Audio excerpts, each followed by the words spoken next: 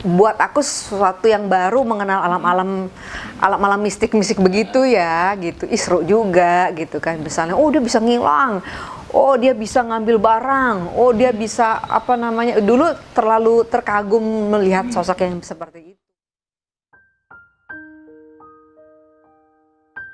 Sebenarnya sih aku mengalir aja. Jadi waktu pas dulu memutuskan untuk berhijrah, itu aku tadinya mau hanya fokus di apa namanya agama gitu. Nggak ada kepikiran sekali mau balik lagi gitu kan.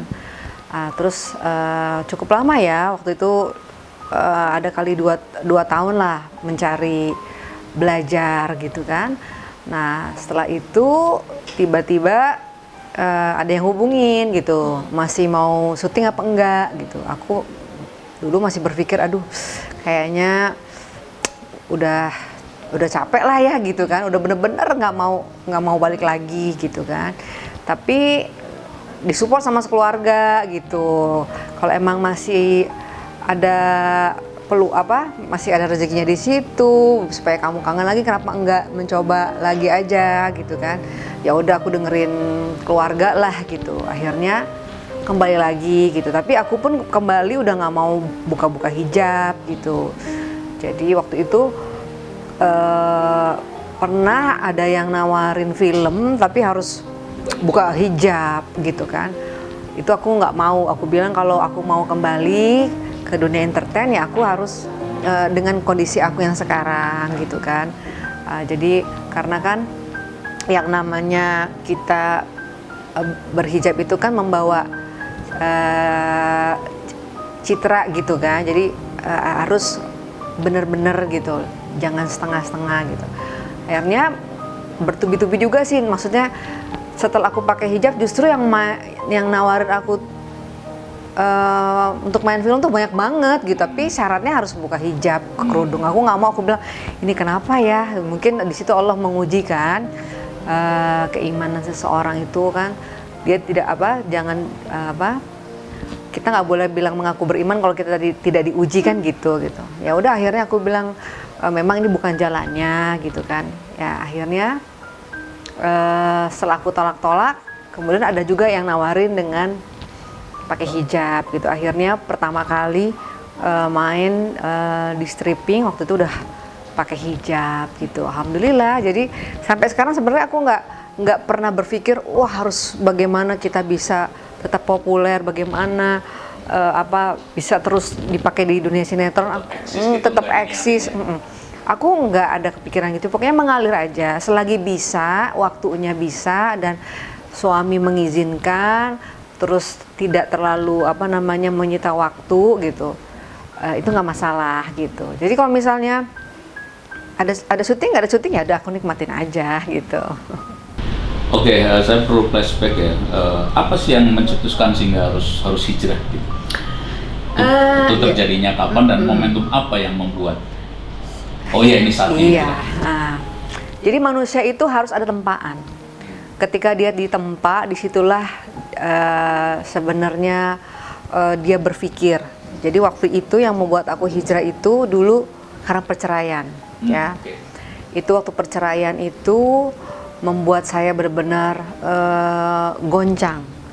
Jadi dulu sempat heboh ya, heboh banget saya gitu, ya, heboh banget gitu kan. Allah kasih peringatan lah, ibarat kata sebenarnya ujian itu sebenarnya bentuk kasih sayang Allah kalau kita sekarang sudah mengerti ya. Kalau mungkin dulu begitu ditimpa masalah kita berpikir kok gini ya, kok biasalah kita menyalahkan Allah ya gitu. Nah begitu cerai akhirnya aku tuh bener-bener yang mengalami depresi, sampai nggak bisa makan dimuntahin lagi gitu kan. Pokoknya bener-bener guncang gitu kan. Akhirnya disitulah aku hijrah gitu kan. Hijrah bener-bener waktu itu aku melihat sepertinya tuh pada saat itu orang tuh kalau ngeliat aku tuh kayak benci gitu. Pasti diomongin gitu, gimana kita nggak shock gitu ya. Keluar tuh pasti orang ngeliat kita tuh yang kayaknya seolah-olah tuh aku tuh manusia paling hina lah gitu kan gitu, karena memang beritanya memang waktu itu kurang menyenangkan banget ya. Di situ aku bener-bener ngalamin sesuatu tekanan dalam diri yang cukup hebat gitu. Akhirnya aku memutuskan untuk pergi, meninggalkan semuanya. Nah di situ bingung gitu kan, mau ngapain gitu kan. Pergi kemana waktu itu? Pokoknya ke Sukabumi. Memang sih pada saat itu orang kan yang menghinakan ya kan, pokoknya tuh beritanya tuh sangat merugikan aku gitu, walaupun sebenarnya aku nggak pernah keluar apa sih sebenarnya aku bercerai gitu kan. Aku nggak pernah menyampaikan yang sesungguhnya karena aku pikir ya udahlah, itu karena aku ada anak, kasihan bagaimanapun nanti anak akan tahu gitu kan, ya udah cukup aku aja. Nah habis itu akhirnya aku dimusuhin, sepertinya aku merasakan keluarga aku musuhin aku, masyarakat membenci aku, sehingga aku bingung mau kemana. Jadi telepon lah akhirnya gitu kan, ya udah kamu kalau nggak bisa kemana-mana kesana aja, hijrah ke Sukabumi gitu. Akhirnya aku hijrah ke Sukabumi ya. Di situ ya memang aku benar-benar belajar tentang agama gitu ya, belajar kita sholat berjamaah, belajar baca Quran, belajar ya dengerin ceramah gitu. Sampai waktu itu aku sudah memutuskan untuk aku tinggal di sini aja deh jadi guru gitu kan. Aku kan seneng, cita-cita aku kan pengen ngajar anak-anak kecil gitu kan. Ya di sana cukup lama ya, cukup ada kali 3 tahun di Sukabumi gitu. Sebelumnya setelah Sukabumi kita pindah ke Jakarta gitu kan. Nah dari situ ternyata salah jalan juga. udah mau bener, udah mau menuju Allah, tetapi tempatnya salah gitu. Jadi di situ juga jadi kisah aku tuh banyak banget, dari perceraian mau menuju ke jalan Allah, akhirnya di tempatnya yang salah gitu kan. Ya udah akhirnya sekarang aku ibarat kata udah cukuplah perjalanan mengenal, dalam arti kata gini, ternyata kalau kita belajar mengenal Allah itu nggak usah yang macem-macem deh gitu kan. Kalau kita mau mengenal Allah itu kita ngikutin aja apakah sesuai dengan Quran, sunnahnya Rasul gitu kan, apakah terus lihat akhlaknya gitu. Jadi kita nggak usah